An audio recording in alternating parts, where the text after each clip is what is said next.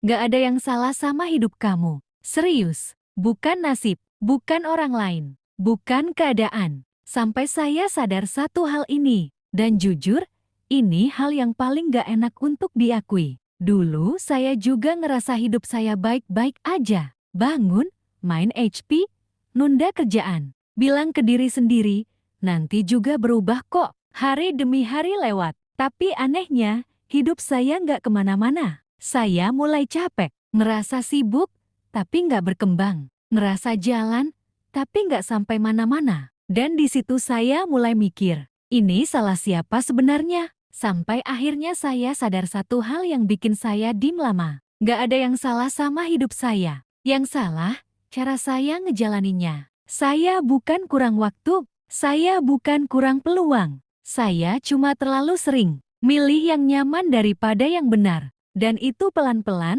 ngerusak hidup saya sendiri. Masalahnya, kita sering bohong ke diri sendiri. Kita bilang, aku lagi istirahat. Padahal kita lagi lari. Kita bilang, aku lagi nunggu waktu yang tepat. Padahal kita takut mulai. Dan semakin lama kita percaya itu, semakin jauh kita dari hidup yang kita mau. Realitanya sederhana, tapi keras. Hidup kamu hari ini adalah hasil dari pilihan kecil yang kamu ulang setiap hari. Bukan keputusan besar, tapi kebiasaan kecil yang kamu anggap sepele. Dan kabar baiknya, kalau hidup kamu bisa rusak karena kebiasaan kecil, itu juga berarti hidup kamu bisa berubah dari hal kecil yang kamu mulai hari ini. Bukan besok, bukan nanti, hari ini. Coba jujur sama diri kamu sekarang. Apa satu hal yang kamu tahu harus kamu lakukan, tapi terus kamu tunda? Bukan 10 hal. Cuma pertama, lakuin itu hari ini. Walaupun kecil,